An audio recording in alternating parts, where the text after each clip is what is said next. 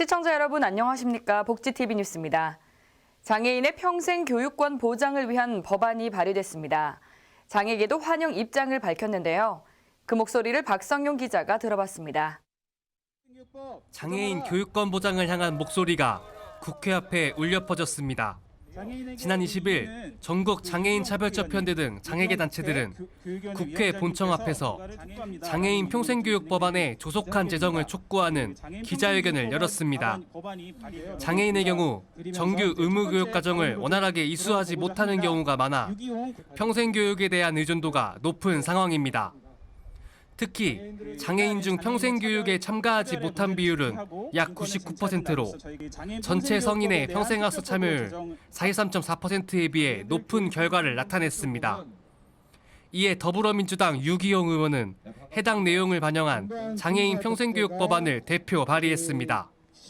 법안에서는 장애인의 평생교육 권리를 명확히 규정하고 국가와 지방자치단체의 책무성을 강화하도록 했습니다. 또한 장애인 평생교육 전달 심의 체계를 새롭게 구축해 모든 장애인이 평생교육 참여 기회를 균등하게 보장받을 수 있도록 했습니다. 이날 장애계는 관련법의 조속한 제정을 촉구하는 한편 나아가 통합교육 체계를 구축할 것을 강조했습니다. 복지TV 뉴스 박승용입니다. 경기도 의정부시가 지구의 날을 맞아 씨앗을 나누며 지구 회복 캠페인을 펼쳤습니다. 현장에 정훈선 기자가 다녀왔습니다. 올해로 51번째 맞는 지구의 날인 지난 22일 의정부 시청 앞. 의정부 기후위기 비상행동에 참여한 시민들이 피켓을 들고 씨앗을 나누며 지구 회복 캠페인을 벌이고 있습니다.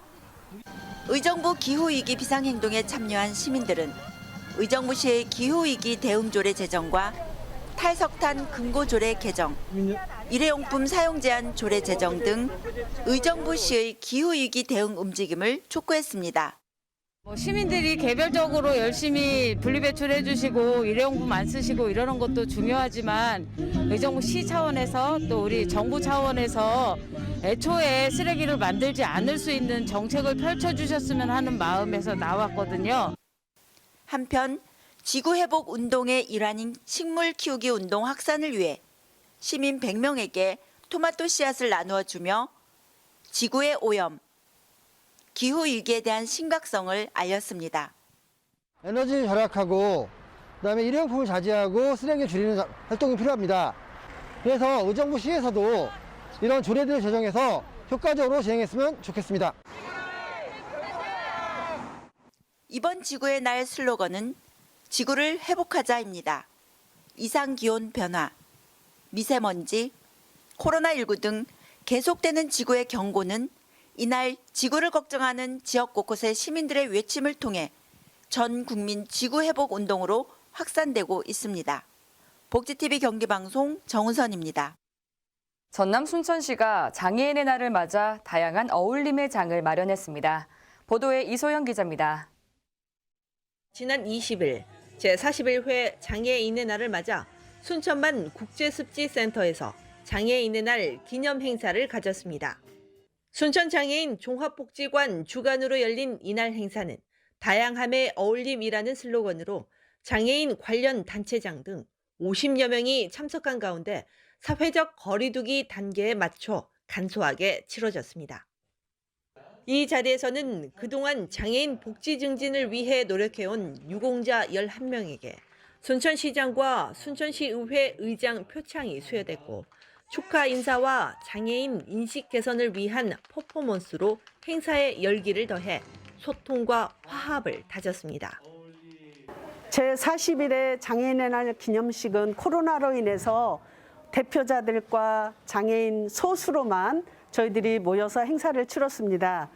각 단체에서는 축하 영상 메시지로 함께 장애인분들이 동참했고 그 코로나를 극복하기 위한 메시지들을 통해서 우리들이 다시금 하나로 뭉치고 하나 되는 귀한 시간이었습니다.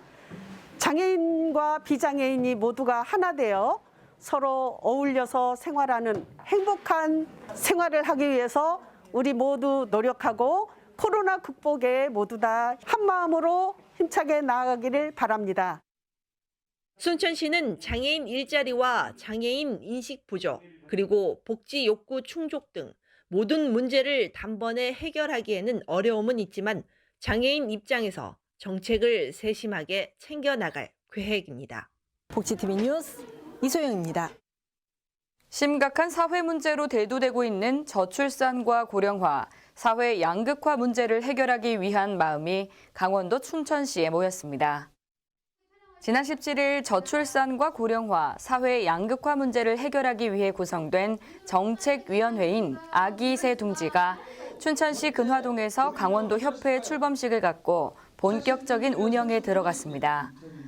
출범식에서 마련된 특별 강연에는 명예위원장인 양승조 충남도지사가 참석해 대한민국의 가장 큰 위기는 저출산 고령화 문제라며 이를 해결하기 위해서는 사회 전 구성원의 관심과 노력이 필요하다고 제안했습니다. 아기새 둥지는 사회적 관심이 높아지고 있는 저출산 문제에 대한 해결 방안을 모색하기 위해 충청 지역을 중심으로 네트워크를 구축해 나가고 있는 비영리 민간 단체입니다. 전남 광양시와 포스코가 교육과 경제 회복을 위해 손을 맞잡았습니다. 광양시와 포스코 광양시 어린이 보육재단이 보육 환경과 실물 경제 회복을 위한 공동 책임을 갖고 지역 발전에 나섰습니다. 광양시는 아이 키우기 좋은 행복도시 실현을 목표로 정기 후원 3만 계좌 달성을 기념하는 행사를 지난 21일 광양 커뮤니티 센터에서 가졌습니다. 이 자리에서 포스코와 7개 그룹사, 49개 협력사가 동참해 정기 후원 11,000계좌 모금 증서를 전달해 광양시 어린이보육재단 정기 후원이 3만 계좌를 초과 달성했습니다.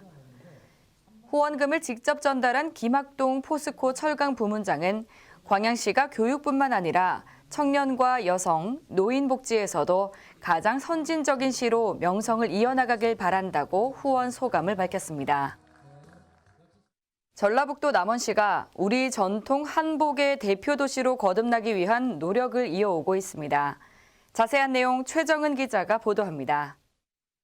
전라북도 남원시가 지속가능한 한복도시를 꿈꾸며 예로원에서 한복교육 관련 우리옷 한복체험형 전시와 화인당 개관기념 한복 무료체험 행사를 이달 30일까지 진행합니다. 또한 다음 달 28일까지는 남원 다음관에서 한복 아카이브 특별전을, 또 남원 시립 김병종 미술관에서는 한복 전시가 진행되겠습니다. 또한 남원시는 국내를 넘어 세계적으로 뜨거운 관심을 받고 있는 한복을 우리 일상에서 지속가능한 문화로 정착시키기 위해 누구나 손쉽게 한복을 접할 수 있도록 체험형 교육 프로그램을 도입했습니다. 앞으로 남원시는 한복이 남원의 빛깔이 될 수 있도록 교육을 비롯한 관광자원과 연계한 다양한 상품을 개발해 나갈 계획입니다. 지금까지 복지TV 전북방송 최정원이었습니다. 순천에서 한복의 아름다움을 직접 만나볼 수 있는 전시가 열렸습니다. 고유한 우리의 멋이 가득 담긴 현장에 이소영 기자가 다녀왔습니다. 전통의 조각보를 연상케 하는 치마가 돋보입니다. 봄의 향기로운 꽃내음이 깊이 스며든 한복은 따스함을 선사합니다. 순천 김혜순 한복공방에서는 지난달 16일부터 한복의 사계 향기로운 한복을 만나다를 주제로 봄의 향기로움과 아름다움을 담은 한복이 선을 보이고 있습니다. 오는 6월 17일까지 열리는 이번 전시회는 조상들의 지혜를 엿볼 수 있는 한복과 함께 다양한 규방 소품이 전시돼 관람객들의 눈길을 사로잡고 있습니다. 한복은 이제 제 개인적으로는 그렇게 생각이 드는 것 같아요. 문화와 역사와 그리고 또 어떻게 보면 추억이 있는 것이 한복인 것 같아요. 그래서 여기 시민분들이 많이 오셔가지고 우리 한복을 좋은 추억을 만들어 가시고 또 기억해 내실 수 있고 또 그리고 앞으로의 지금의 한복이 또 우리가 시간이 지나면 또 역사가 되고 문화가 될 거라고 생각을 하거든요. 그것에 또 여러분들이 함께 동참해 주시면 더 감사하겠습니다. 한복 디자이너 김혜순 명의는 드라마와 영화 등 TV 속 한복들을 직접 디자인하고 만들어 한복의 아름다움을 알리고 전통 옷감의 현대적인 생활 방식에 맞는 한복을 지어내고 있습니다. 봄의 향기를 가득 담은 화려하고 단아한 한복과 규방 소품 등은 한복의 전통성을 알리고 한국의 정서를 일깨워주는 특별한 시간이 되고 있습니다. 복지TV 뉴스 이소영입니다. 복지TV 뉴스가 시청자 여러분께 보다 촘촘한 복지를 전해드리기 위해 전국의 각 지자체별 복지 정책을 살펴보는 시간을 마련했습니다. 이번에는 유진섭 정읍시장을 만나봤습니다.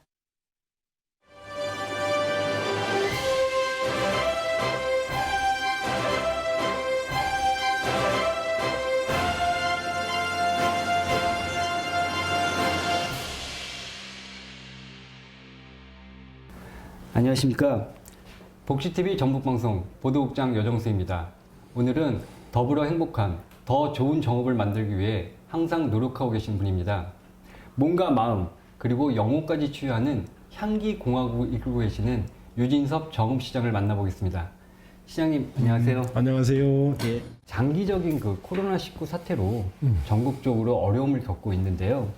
그럼에도 불구하고 우리 정읍시가 전라북도에서 주관한 그 시군 일자리 정책 평가에서 최우수 기관으로 선정이 되었거든요. 상당히 의미 있는 성과죠. 예, 예. 어떤 성과들이? 그 이제 제가 최근 2년간 네네. 19년, 20년 전라북도에서 기업하기 좋은 최우수 네네. 도시로 2년간 선정이 됐고 네네. 앞으로 이제 정읍이 지향해야 될 방향성을 분명하게 평가를 받고 우리도 이제 제시가 됐다. 이제 그런 의미에서 축하를 해주셨으면 좋겠습니다. 아, 예, 축하드립니다. 예.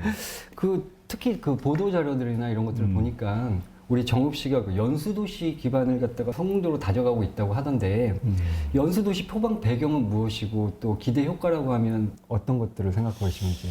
제 임기 민선 7기에 들어서서 연수원이 3개가 이렇게 이제 거의 동시에 확정이 되면서 정읍의 이제 그 관광 도시로서 기본적인 그 베이스는 이제 만들어가는 단초를 중요한 단초를 만들어 준 거죠. 왜냐하면 세계의 연수 기관이 종사하고 있는 직원들이 거의 뭐 16,000여 명에 가까운 분들이에요.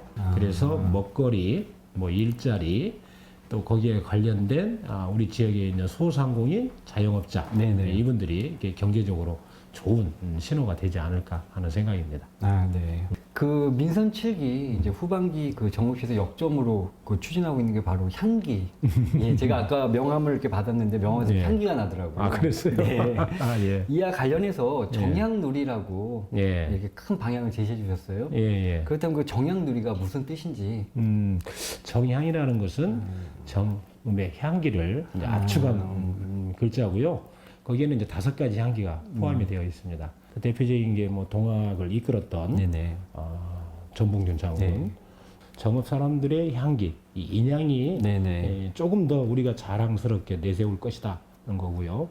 다음에는 이제 정읍의 이제 수제천이라고 하는 그런 극찬을 받은 음악을 우리 정읍이 갖고 있고, 그리고 이제 호남 우도농악을 갖고 있는 이제 탄생지이기도 하고, 그래서 소리 향기를 저희가 넣었고요. 우리 지역은 막걸리, 중력고, 그 다음에 누룩술 이걸 이제 묶어서 이제 술의 향기, 주향을 만들었고요. 다음은 이제 정읍에 이제 먹거리가 풍부해요. 이제 그런 것들 하나만 꼭 집어서 얘기하기가 너무 어려워서 제가 이제 미향이라고 이렇게 했고요. 가장 이제 우리한테 그 기본에 깔려 있는 게 꽃 향기잖아요. 그렇죠. 예. 그동안에 이제 구절초 하나가 우리 정읍을 대표했던 꽃이라면 이제는 새로운 라벤더가 또 하나의 자랑거리로 자리를 잡겠다 싶어서 화향 이렇게 해서 이제 5가지 향기를 정향이라고 한 거고, 그 정향을 온 누리 한번 확대시켜보자. 그래서 이제 그런 뜻으로 정향누리 향기공화국 이렇게 이제 순수하게 제가 이제 만들어낸 네이밍입니다. 또 모르는 그 사각지대에 있는 그 취약계층도 많이 있거든요.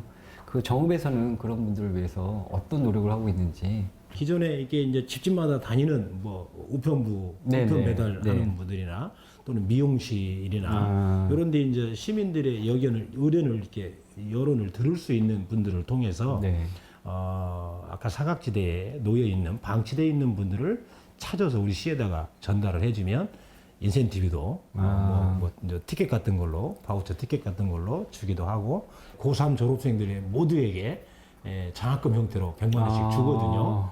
사회인으로서 출발하는데 조금이라도 우리 지방 정부가 정읍 시민들이 관심을 갖고 있고 또 응원하고 있다고 하는 보이지 않는 메시지를 좀 전달해야 되겠다.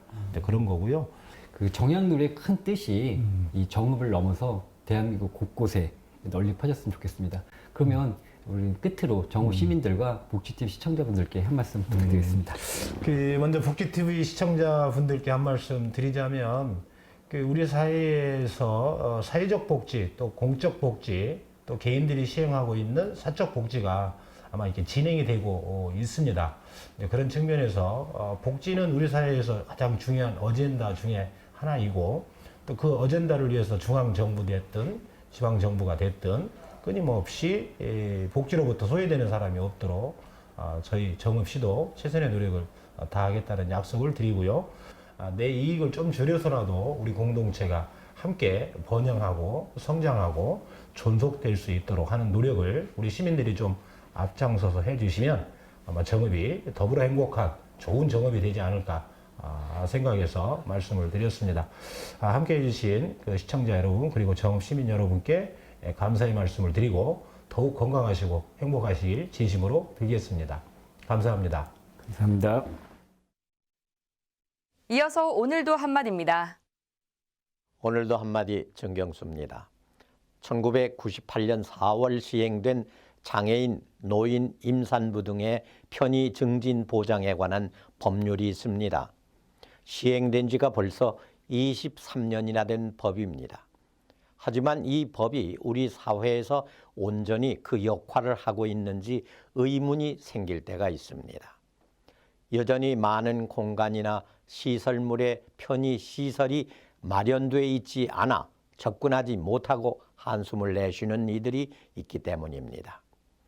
더욱이 이 법은 계속해서 문제를 지적받아온 부분이 있습니다. 편의시설을 설치해야 하는 대상을 소매점의 경우 300제곱미터 이상으로 정하고 있는데 이 내용을 근거로 업주들이 편의시설 설치를 회피하고 있기 때문입니다. 편의시설 설치 의무가 부여되는 바닥면적 기준을 근거로 보면은 2019년 기준 전국 최인화 편의점 4만 3천여 곳 중 830개만이 편의시설 설치 의무가 있습니다. 전국 식료품 및 담배 소매점 10만 7천 개 중에는 2,300여 곳 뿐입니다. 장애인 등을 위한 편의증진법이 오히려 일상생활에서 밀접한 생활 편의시설 이용을 제한하고 있다는 지적이 나오고 있는 겁니다. 관련해서 기업들을 상대로 소송이 진행되기도 하고 장애인 당사자들이 직접 찾아가 개선의 목소리를 여러 차례 내기도 했습니다. 그리고 4월 중순 장애계 단체들은 편의증진 보장에 관한 법률이 헌법상 기본권을 침해하고 있다고 주장하며 위헌 법률 심판 청구를 제기했습니다. 장애인과 노인, 임산부 등 이동의 어려움을 겪는 이들을 위한 편의 증진을 위한 법입니다. 지금과 같은 모습이라면 분명히 개선이 필요해 보입니다. 그리고 정부와 국회 모두 이 문제에 적극적인 고민을 해야 할 것입니다. 감사합니다. 올해는 기상관측 100년 만에 벚꽃이 가장 빨리 피는 등 이른 봄이 찾아왔는데요. 개화가 빨라지면서 꽃가루도 일찍 날리고 있습니다. 특히 유난히 꽃가루가 많이 날리는 요즘인데요. 이 꽃가루가 알레르기뿐 아니라 코로나 감염률도 높인다는 연구 결과가 나왔습니다. 따라서 꽃가루가 심한 날에는 외출과 환기를 삼가고 외출 시에는 꼭 마스크를 쓰셔야겠습니다. 이상 복지TV 뉴스를 마칩니다. 시청해주신 여러분 고맙습니다.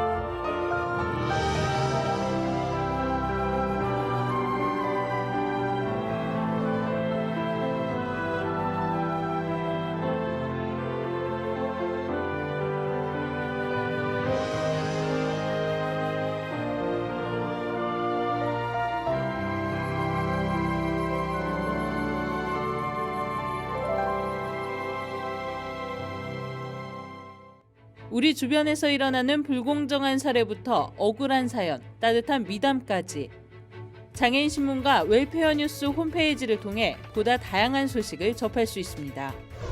시청자 여러분의 제보를 기다립니다. 웰페어 뉴스 홈페이지 또는 전자우편, 전화번호 02-2655-9519로 많은 제보 바랍니다.